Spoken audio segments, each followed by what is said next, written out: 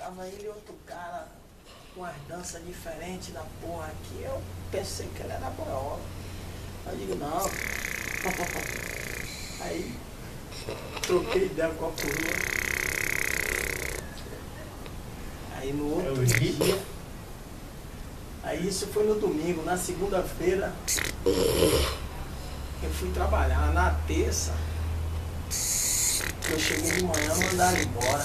Na terça de tarde os caras providenciou a passagem de todo mundo para embarcar todo mundo na terça-feira de tarde. Aí eu falei com ela, aí liguei para ela, disse, pô, nega, não vai dar pra gente se ver não, mas você toca, cara. Coisa mais linda. E eu peguei uma menina também de Vitória, a padilha dela pegou ela na festa comigo. Aí já foi diferente, né? Pegou ela, eu aí liguei. Pô, a gente tava bebendo, ela aí eu comecei a dançar com ela. Pô. Ela já tirou o sapato e já começou a. Eu digo, fudeu. Era aí, tem alguma coisa errada. Aí. Porra.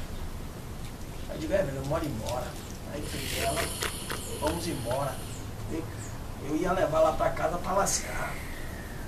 Quando chegou no ponto dela, da casa dela, eu digo, tava pensando que ela já tava normal. Porra nenhuma.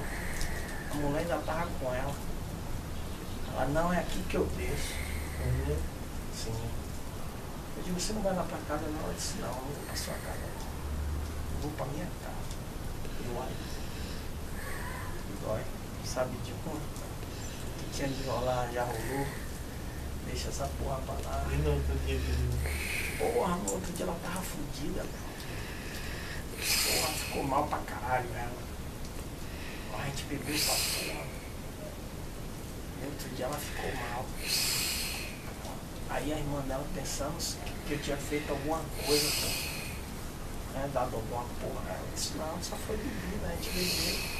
Ela tava acostumando o vazio.